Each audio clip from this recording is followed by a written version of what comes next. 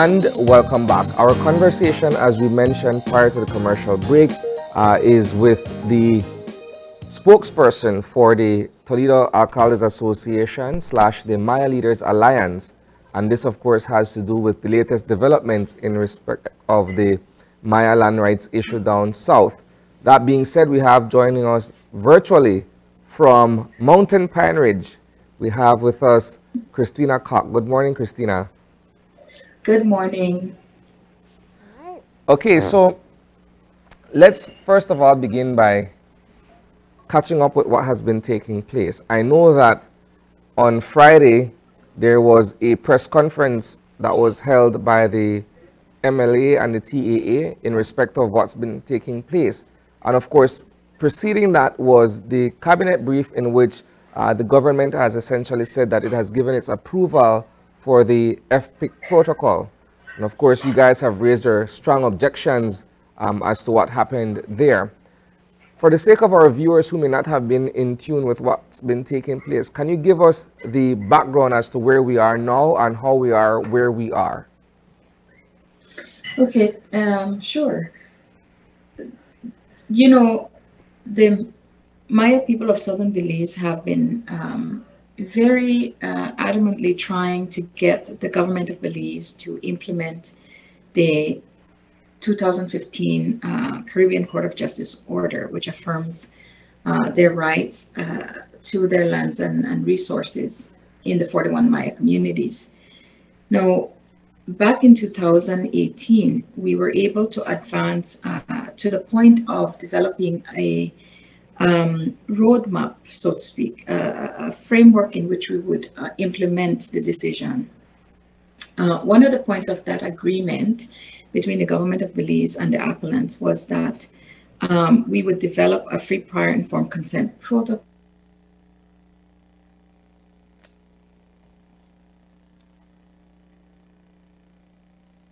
Okay, it seems that we are having a bit of technical difficulty there. We're joined by Christina. Christina is in Mountain Pine Ridge at this time, so we do hope that the internet will work with us in the conversation. Christina, just let us know when you can hear us once again. All right, so just to kind of go back over some of the information here, as she mentioned, in 2015, the Caribbean Court of Justice affirmed that the indigenous community does in fact have rights over communal land use, right? But there's been a process that has been undertaken by the government of Belize, notwithstanding the fact that the administrations have changed, but the process is ongoing. Initially, there was a commissioner that was selected by the previous administration. And since the People's United Party took office in 2020, they have appointed a new commissioner in the person of Greg Chuck. He is no stranger to the media and to Belize. He was once executive director of SATIM. All right, so in terms of both parties being able to work together to put forward the free, prior, and informed consent protocol, the FPIC, which will be sort of the guiding document in terms of how persons would be able to interface with the respective communities in terms of the use of land, communal land, sorry.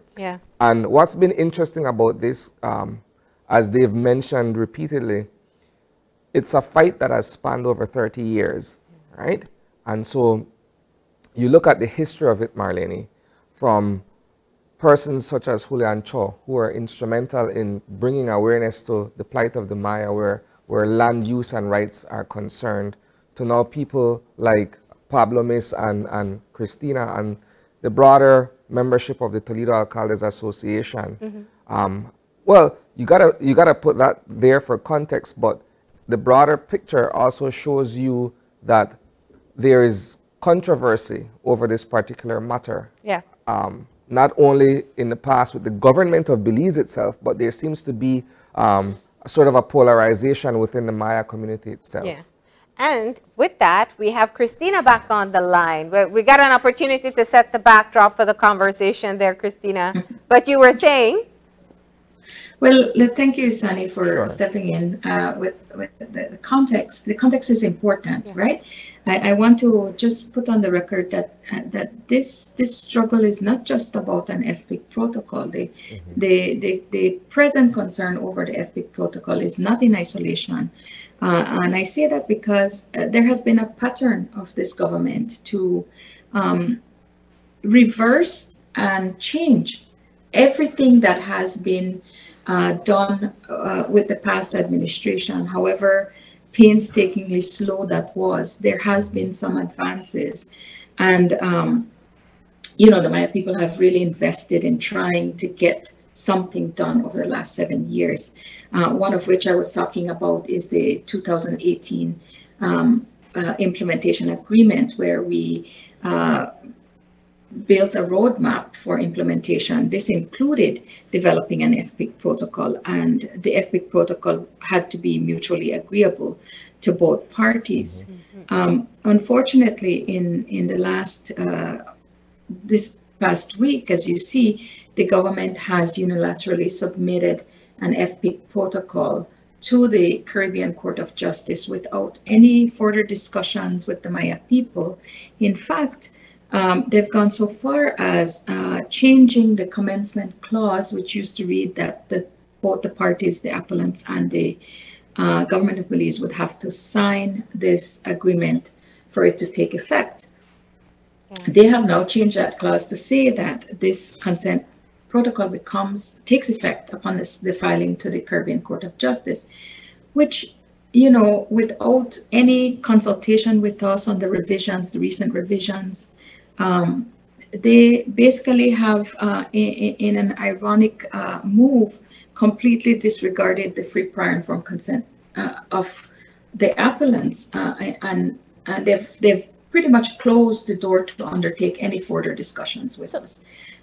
Christina, I think an important point here, because we want everyone to be able to understand exactly the point of view that the Maya Leaders Alliance and the Toledo Alcalde Association have been coming forward with your concerns. When you talk about the free, prior, informed consent protocol, why is this a critical step in moving forward with the full execution of the court's order? If you understand, what the courts have affirmed is that Maya people are now landowners, yes, right? Their land tenure is communal, but within that communal system, there are individual derivative rights to the members of the respective communities. And so if you're a landowner, if you're a property owner, then if somebody wants to come onto your land to exploit its resources, to profit from its resources, or to enjoy its use, whatever the case might be, they would have to ask the landowner for permission, for approval, for consent. And the landowner could, you know, base that consent on certain conditions that is in the best interest of the landowner. Yes. The same should and must be afforded to the Maya people now as communal landowners. And so the FPIC protocol is really important for us because it is the framework, it is the guide that that helps the government and other proponents to know how it is that they are to engage the Maya people and the Maya communities to seek their free, prior, and informed consent. It is a document. It's based on the principle and international standard that basically protects indigenous communities and territories from being exploited. So a lot of times the way that the government projects it is that an FPIC protocol would stand in the way of development. All right, and a lot of people actually believe that when they say that. The reality is that the FPIC protocol is supposed to protect the Maya people from further exploitation. It doesn't at all prevent development from happening. In fact, it could enhance the way that development happens. Yeah. It would set out very clear procedures. How is it that you engage with the Maya people? Who are the decision makers? What do you need to do in terms of providing the relevant information so that the communities can make informed decisions? Yeah. And I think that let me pause for a second here and ask a quick question, Christina.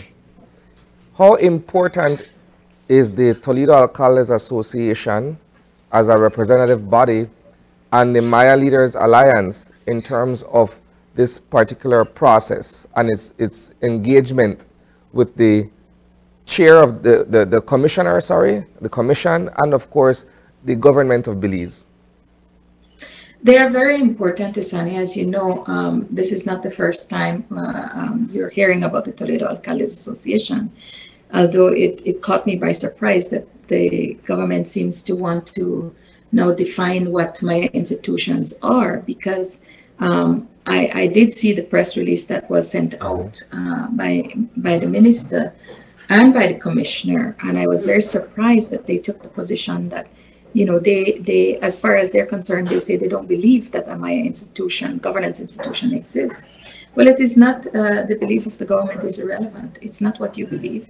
It is not the role of the government to define Maya institutions. The Toledo Alcaldes Association is the collective body in which the respective alcaldes of all the Maya communities organize themselves, and they're not equivalent, for instance, to a nonprofit organization. They are the collective governance institution of the Maya people, and they've been in existence for a long, long time. In fact, the Toledo Alcaldes Association, and this is probably something that this commission and commissioner and ministry struggles with.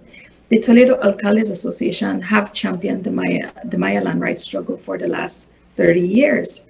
Right? Sure, it has had support from various organizations, but the reality is that you cannot equate an indigenous people's governance institution with just any organization. It is the self-determination of indigenous people that allows them, affords them the right to define their own representative institutions. And nobody else can claim that kind of representation other than the Toledo Alcaldes Association.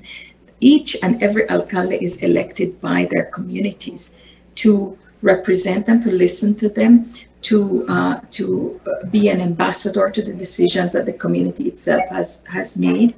And so we're very clear that it is the community members by way of community meetings. That's the fundamental authority for decision making. But that decision is represented through their alcaldes, through their traditional leaders. Allow me a quick follow-up question here, Christina. On Friday during your press conference, you made mention that the TAA has essentially been omitted from what should perhaps be its rightful place in this process, and of course by extension the inclusion in the protocol going forward.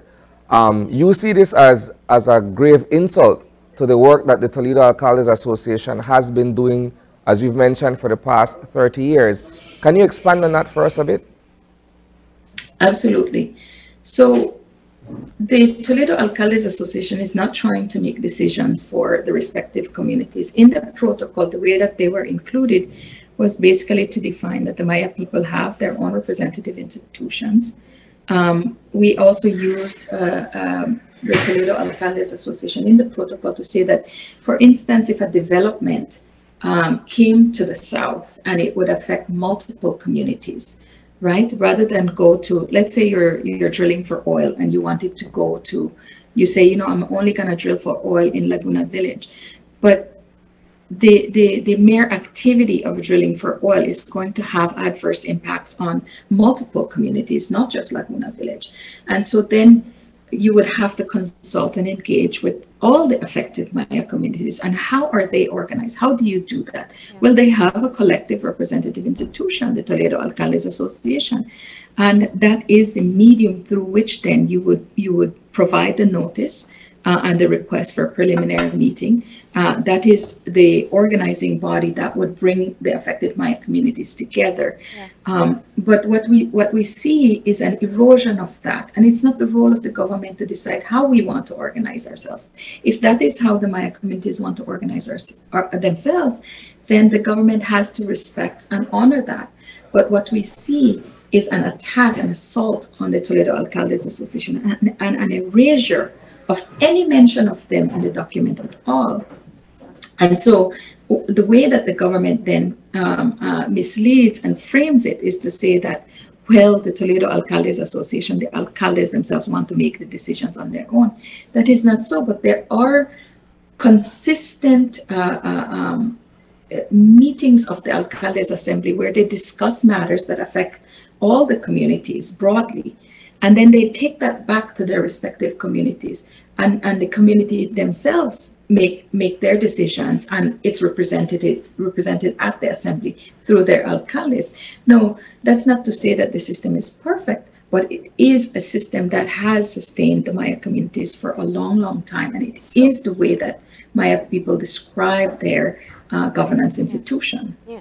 And Belize has such an interesting model. I think that's something to be identified, where alcaldes are acknowledged within our governance structure, as well as village council leaders who are also elected officials.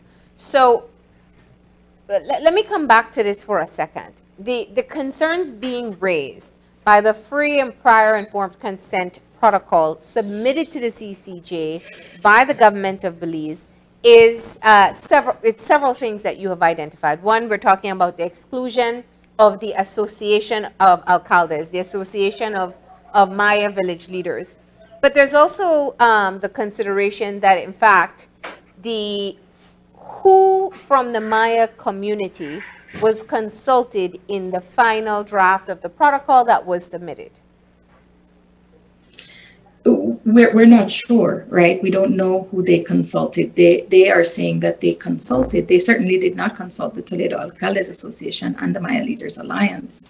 After the last compliance hearing in November, even after the guidance of the court basically told them, you have to sit with the other parties, right? You have to sit with the TAA and the MLA, and you have to come to some kind of mutually agreeable protocol before you submit it to the court. At no point, all of November, all of December, all of January, we learned of it on the day that they filed to the CCJ, which was, I believe, on the 27th of this month. And so, that just tells you that the government is unwilling. They seem to be unwilling to engage with us. I think that if they had engaged with us, there is no doubt that we would have been open to dialogue on this, on the new revisions, and see where are the concerns, what are the issues, what still needs to be worked out, and then be able to come to some kind of mutual agreement that would move the process forward, because we do want to move the process forward. Let me ask but you a we question. cannot just accept these unilateral decisions. And the FPIC protocol is just one example of that. But wasn't the protocol supposed to have been agreed upon by both parties? Wasn't that kind of the terms of establishing the protocol? Exactly, and they're completely ignoring that. So are they ignoring it, or did they choose other parties to consult with? We'll have to get into it. I know Satim has come forward along with the Ketchic Council of Belize, saying that, in fact, the Maya Leaders Alliance and the Toledo Alcalde Association aren't the only entities who represent the Maya community. Could it be that perhaps these other groups may have been consulted with? Are you aware?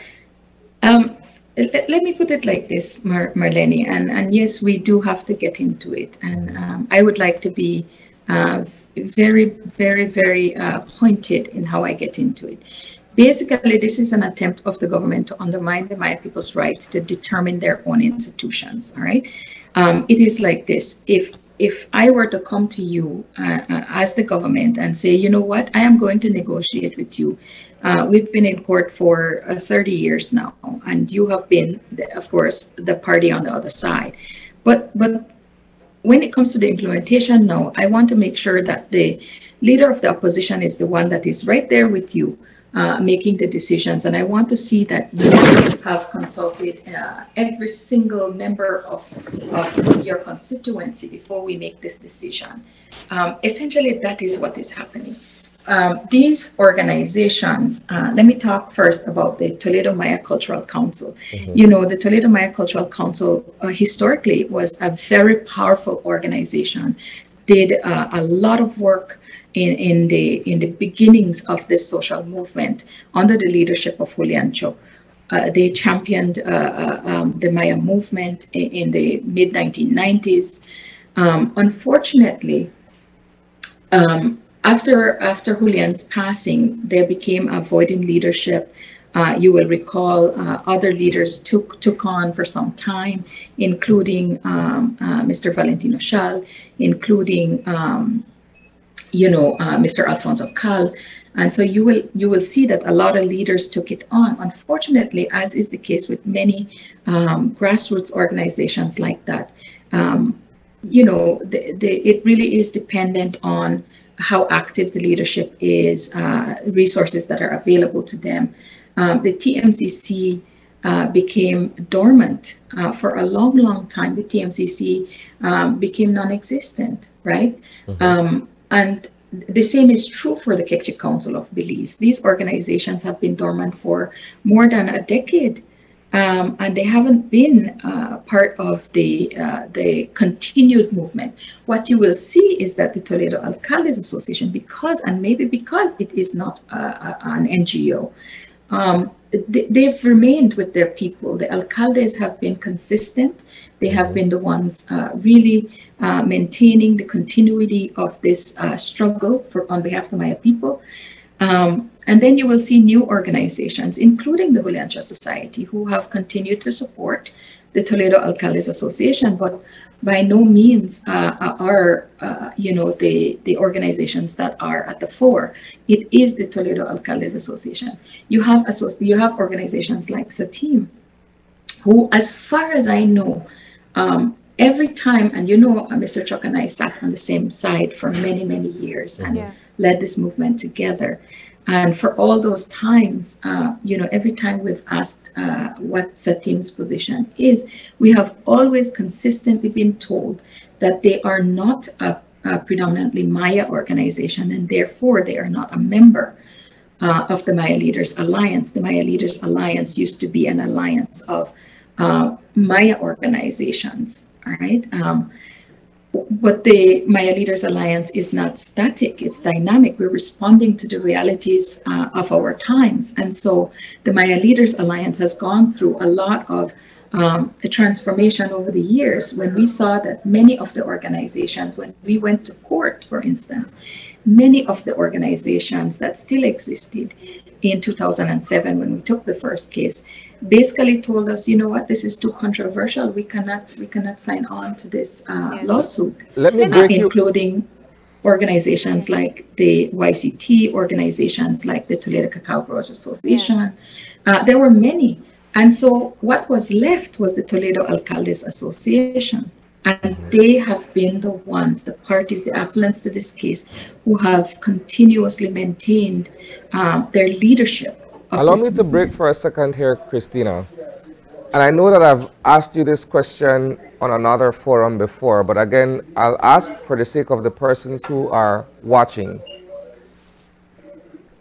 In the past, when you were going to court to try to, get a definitive position on whether or not the Maya community, the indigenous community, does actually have rights, land rights, communal land rights.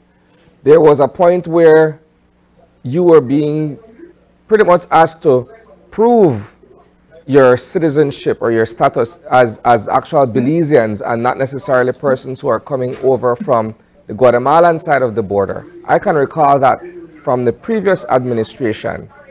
But with this new administration, an entire ministry or an entire department was set up to deal with indigenous affairs, which one would say was a nod in the right direction. But now you're here once again, and the matter seems as divisive as it was in the past, as polemic as it has ever been. That's absolutely true. We were very encouraged, in fact, when we saw that this government took an interest and a focus on developing a ministry specifically to look at Indigenous people's issues. But there are risks, right? We see other countries where such ministries exist, but without a very clear mandate, without understanding what is the role of this ministry. That is really dangerous. And what we see right now is that there's been this sort of mix, right? Indigenous issues are, it cuts across many different areas of the government's work. I mean, we have issues in education, we have issues in health, we have issues in infrastructure. And so you have this one ministry. Is it a convening body? Is it where it brings all the various and relevant agents of government to address the diversity of issues? Or is it, you know, a ministry where you just dump all the Indigenous issues? You know, that's where we put them, whether or not they're addressed or not. And so we were concerned, first of all. I think it was a good move. I still think it's a good move. I think that there is an opportunity for this government to create a legacy that would really show their good faith commitments to empowering their citizens, including Indigenous people, and protecting the rights of their Indigenous communities. No, the issue that we face right now is that there's a pattern to completely reverse any kind of advancements that have been made. The government, for instance, attempted to throw out the Maya customary land tenure policy, which the court had to admonish them and say, no, you can't do that. They attempted to completely reverse the delimitation principles and methodology, which is the methodology that's guiding the mapping process to identify where these territories are. They attempted now to unilaterally put their own FPIC protocol, completely, ironically, you know, disregarding the free, prior, informed consent of the Maya people. And so you see this pattern, right? And going back to Marlene's question, you also see the government sowing seeds of division among our people. And they are waking up these organizations that have been dormant for so long. And we saw, it's not surprising that it was upon the appointment of the commission that these organizations were awoken. We saw congratulatory letters the day after, right? And we were like, well, these organizations haven't been existing for a long, long time. And then when we were finally introduced by the commissioner to who these organizations were, we were shocked to see who the membership were. Let me come back. I don't want to. I want to maximize just the time we have left to get into to some of the details of the protocol itself. So you had your press conference on Friday. The government was quick to respond. They were able to. They are saying and set very specific timelines, saying they consulted with all these groups, including MLA, up until November 2021. So I don't think they're claiming that they've had further consultations since then. But let's get into the concerns that you have with the protocol that has been submitted. This is, I think you used the example earlier of oil drilling, for example. So this is the how, the who, the what determines, who determines the decision as to whether or not development activity or any type of activity will take place on lands that are deemed to be Maya communal lands. Very important, because if I go in there as a blind investor, I don't know who to go to, where to go, and how to go about engaging. This protocol will give me basically an outline of how to do so. So let's talk about what's been submitted and what are some of your major concerns. Well, our major concerns is with the revisions that have been provided, right? Okay. Up to November, there was a draft that was submitted. There was a previous draft that was submitted, and we presented our inputs to that. Of course, just as the pattern is, you know, we don't learn of these things until we go to court. Of course, we submitted our inputs. We were led to believe at the last compliance hearing in November that the government was considering our inputs and incorporating them into the now new revisions, we were told at that compliance hearing that the government had hired experts to help them to further incorporate these inputs and make sure that we have a mutually agreeable consent protocol. They have since hired those experts, and we know that the experts had come to meet with the cabinet. That's what we were told at the last compliance hearing. And we have seen their expert submit this FPIC protocol that they've now said is final. But at no point after November did they discuss the revisions with us. And we find that very disturbing, because the court told them that it's very clear that they need to speak with the TAA and with the MLA. And some of the main things, again, we have to take the time needed to really sift through what are these revisions, what has changed, what was incorporated, what was not. Of course, they offer no reasons or no explanation as to what has been incorporated or what has not been incorporated. But there are two issues we take with it just on surface right now. One is that it continues to undermine the Maya people's rights to determine their own institutions. By completely erasing TAA, you are basically saying, you know what, I will decide who your representation is.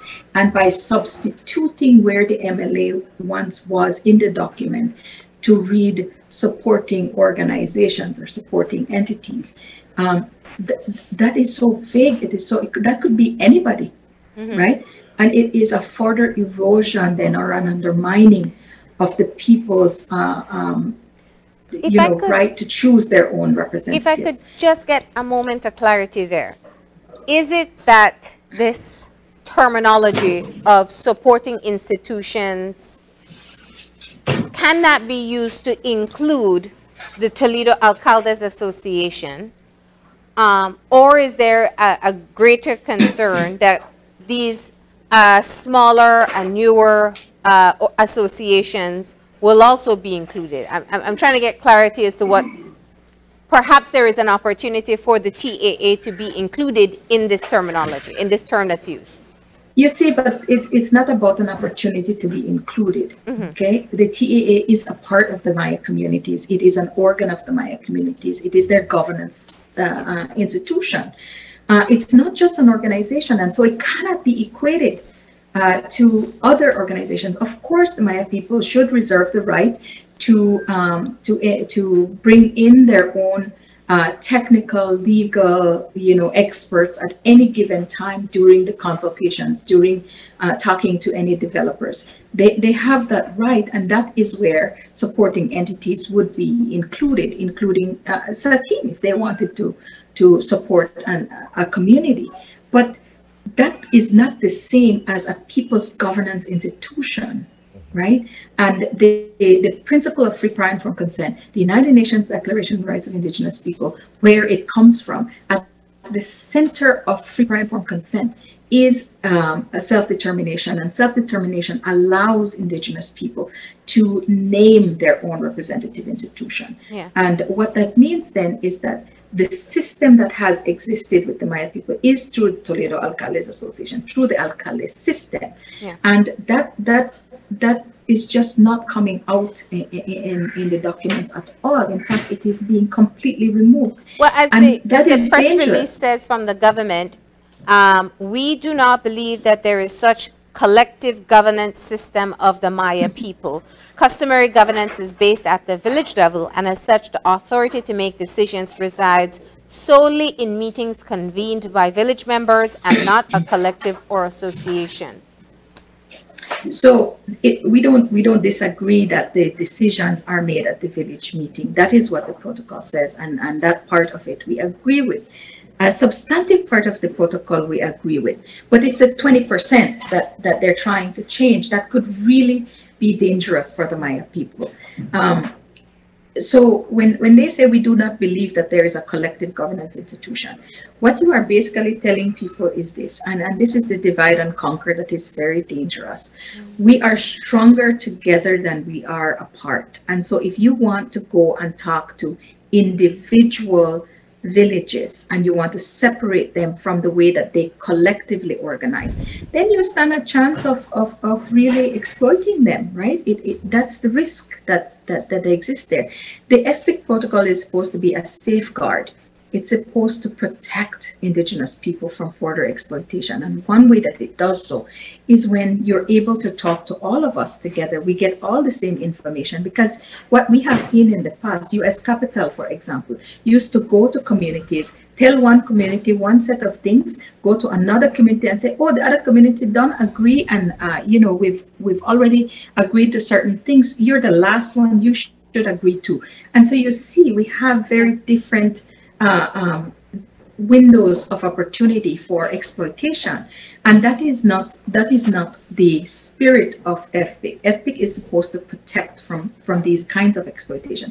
Now, if you had TAA involved and they were organizing the communities and we're acting collectively and we're taking a collective front, it is harder for proponents then to exploit, and really the risks then for the indigenous peoples become less. Christina. And so you will see how they're trying to divide indigenous leadership.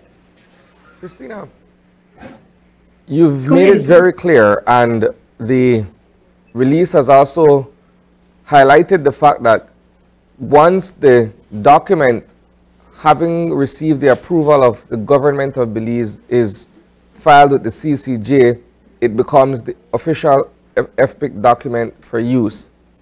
Is there anything that can be done to either thwart the process or to revisit the process at the CCJ level? Would they be able to get involved and say, look, there wasn't sufficient consultation with the other members of the party for this to be held as the official document?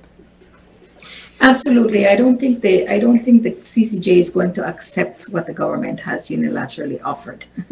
I think the CCJ will remind them of what they've repeatedly said. Look, you can't, you cannot, if you expect to succeed, if you expect to really advance, you have to make sure that you are in dialogue with the Maya representatives. And this is not a mutually agreeable protocol. So in the government's mind, they're going to try to force, but the CCJ, I think, will see right through it. And of course, we are going to raise objections. And so this is not, we do not accept and we reject that this is the protocol that is going to be finalized.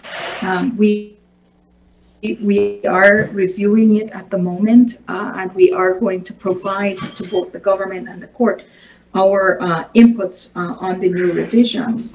And just for clarity, one of the other things that we see already is that there is language now in the protocol that drastically dilutes the obligation of the government to obtain free, prior, and informed consent. And I think at the press conference, I made mention that they are using more the language of consultation. So it's almost like we will give you notice, but the end result is not consent. And that is dangerous, because the whole point of FPIC is to receive consent. That has to be the end goal. Yeah. Okay. Now there's a big difference between saying I consult with you versus I got your approval, which is what consent would be. But I think though one of the issues that will come to the forefront is more so the division that seems to be coming to the forefront from the Maya communities. What's the MLA's plan moving forward when you have organizations coming forward and essentially saying, these are my words, not the press releases, you don't speak for us? It puts out a public message that people now look at the division within the Maya communities than the ongoing process that's taking place with the government. Do you have plans to be able to meet with these other entities, perhaps to get some sense of agreement to move forward and have one consolidated view on how the rest of this process will unfold? Marlene, you know that one of our greatest strengths and the reason that we have been so successful over the last 30 years as we have gone to the courts, as we have gotten those very historic judgments, has been because we have been a united people. And so it's not surprising that our unity is under attack, right? We have never been close to talking to any organizations. We think that anybody that wants to help is welcome to help, but you have to be legitimately trying to help. You also can't just be siding with the government or sympathetic with the government, because essentially what you're doing is, especially if you are creations of the government, it is going to be very dangerous. It's again, the government is basically putting organizations on this side of our table and saying, I want to hear from all of you and I want all of you to make decisions. And so knowing full well that they control what some of these entities would decide. So that's dangerous for us. We are open to speaking with anybody that takes a vested interest in really promoting the protection of Maya people's rights, particularly land tenure rights. But we want to be very careful as well to know that, these very organizations that say, well, we represent Maya communities too, right? Just as they are saying to us, you can't speak on our behalf. Well, who are you representing, right? So who is the TMCC representing? Who is the KCB representing? Yeah. Who is Satim representing? And they say, Christina, stick up in there for a second, if you may. Speak to us about what seems to be a clear contention between Satim and MLA TAA. Beyond the press release that was issued on Friday, the new executive director for Satim has also come forward in other parts of the media to speak on this particular matter. Is it that the MLA and Satim have ever worked closely together in the past, or is this dissension something that has been there for a while? Because there's also certain allegations being made in that press release from Satim on Friday with respect of monies and the accountability for that monies. Okay, so yes, in the past, certainly, while Satim was not necessarily a member of the Maya Leaders Alliance, we have worked together. At the very minimum, Satim would always show their solidarity to the Maya movement. So I don't know what has changed. The only thing that I can point to is that now Satim seems to be joining the government in their positions to negate the responsibility to recognize Maya people's collective institutions, to recognize the Toledo Alcaldes Association and its existence. And I can only see that, we know what the elephant in the room is, right? The executive director of Satim is the daughter of the Commissioner of Indigenous Peoples. And so it must be a difficult place to be.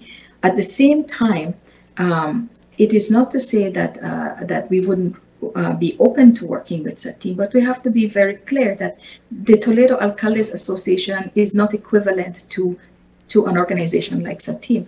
It is superior. It does have a role to play in the decision making within the communities, guiding that process, because they are a collective of alcaldes who are elected by their representative villages.